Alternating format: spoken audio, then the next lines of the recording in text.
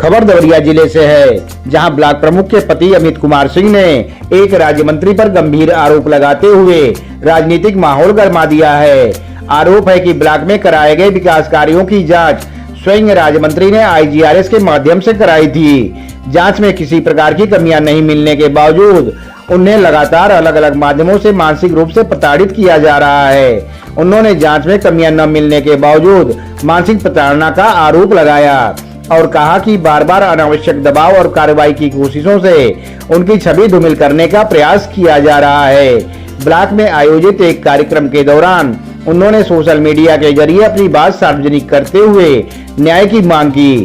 गौरतलब है कि अमित कुमार सिंह की पत्नी अनुभवा सिंह लार ब्लॉक की निर्वाचित ब्लॉक प्रमुख हैं। मामले को लेकर क्षेत्रीय राजनीति में चर्चाओं का दौर तेज हो गया है। हालांकि इस संबंध में जब राज्य मंत्री को अपना पक्ष रखने के लिए कहा गया तो उन्होंने बोलने से इनकार कर दिया। सर्वप्रथम आपके चैनल को बहुत बहुत धन्यवाद कि आपने हमारी आवाज़ उठाने के लिए हमको समय दिया। मैं अमित कुमार सिंह बोलूँ, भवन निर्माण विभाग का जिला संयोजक भारतीय जनता पार्टी देवरिया, और हमारी पत्नी इसमें वर्तमान में विकासखंड लार की ब्लॉक प्रमुख हैं। ब्लॉक प्रमुख पत्नी को हम लोग काम को थोड़ा बहुत देखते हैं। 2022 में विधानसभा का चुनाव हुआ, जिसमें हमारे क्षेत्र 341 विधानसभा सलेमपुर से श्रीमती विजयलक्ष्मी गौतम जी को भाजपा ने उम्मीदवार बनाया, जिसमें हम लोगों ने तन मन धन से सहयोग किया, जिसके फलस्वरूप वो विधायक बनी। और उसके बाद माननीय परम पूज्य योगी आदित्यनाथ महाराज की दूसरी बार की सरकार में राज्य मंत्री ग्राम विकास का दायित्व मिला। उसके बाद हम लोगों ने तमाम बड़े बड़े कार्यक्रमों का उनका स्वागत सम्मान किया। जो भी कार्यक्रम पार्टी द्वारा निर्धारित हुए, सरकार ने उसमें बढ़ चढ़कर तन मन धन से उन्होंने सहयोग किया। विगत 6-7 महीनों में, विगत वर्ष में जो भी विकास कार्य हुए, तो उसका 51 शिलापट्टों के द्वारा हम लोगों का बड़ा प्रोग्राम करा, विकास खंड में लोकार्पण कराया। उसके बाद जनवरी के महीने में विकास खंड लार के ग्राम उकीना में अमृतसर का निर्माण कार्य हो रहा था। उसमें उनके द्वारा स्वयं जाकर रास्ते निरीक्षण किया गया, रास्ते में रोक निरीक्षण किया गया। निरीक्षण किया तक ठीक है। उसके बाद उन्होंने अपने नाम से IGRS डाल दिया, कंप्लेन कर दिया, जिसमें जांच हुई। जांच में लोग बरी हो गए, कोई दोष नहीं पाया गया। उसके बाद उन्होंने मानसिक रूप से विकास खंड में जो भी वीडियो आते 5 महीना, 6 महीना, 7 महीना पे उनका हस्तांतरण करा दिया जाता था। विगत में आपको पीछे चलता हूँ, 2016 में समाजवादी पार्टी की उम्मीदवार आरती उमेश यादव प्रमुख बनी थी, और 16 में और खंड विकास अधिकारी सुधा सिंह तैनात हुई। 17 में भारतीय जनता पार्टी सरकार बनती, काली फौज विधायक होते हैं।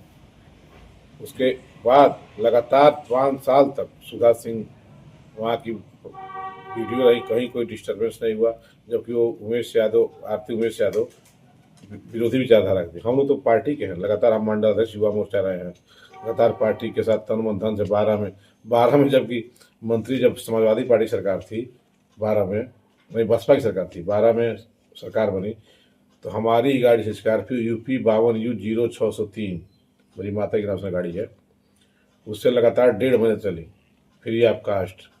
जबकि नियमतः जिस गाड़ी से प्रत्याशी हायर चलता है उस गाड़ी का पेमेंट करना चाहिए, वो भी मैंने नहीं दिया। और उसके बाद मुझे बहुत तरीके से प्रताड़ित किया गया। मुझे आचार संहिता मुकदमा मेरे ऊपर हो गया, मेरा कैरेक्टर सर्टिफिकेट नहीं बन पा रहा है।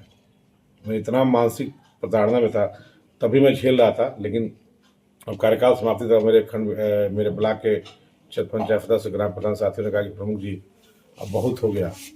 तमाम मामले आते हैं विकास खंड में, भाई उनका प्रोटोकॉल बड़ा है, वो राज्य मंत्री हैं, विधायक हैं, और भाई छोटे जनप्रतिनिधि हैं, लेकिन तमाम अनैतिक रूप से हमारे कार्यों में हस्तक्षेप किया जाता है।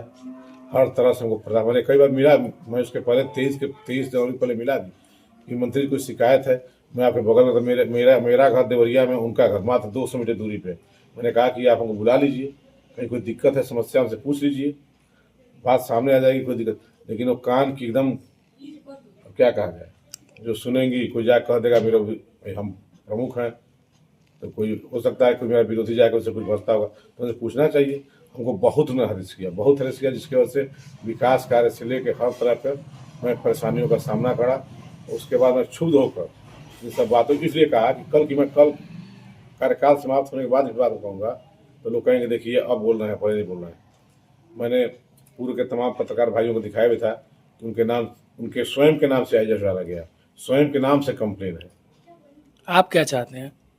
हम चाहते हैं कि जो भी उनके द्वारा मेरे ऊपर आरोप लगाए गए हैं, अगर मैं सही हूँ तो उनके ऊपर परम पूज्य योगी सरकार उनके ऊपर कार्रवाई करे, और जो भी उनको बंद पड़ता है कि अगर मैं सही हूँ और मैं दोषी हूँ तो मेरे ऊपर कार्रवाई हो, अगर मैं दोषी नहीं हूँ, अगर मेरे ऊपर उन्होंने एलिगेशन लगाया है तो उनके ऊपर कार्रवाई होनी चाहिए ना? आप बताइए।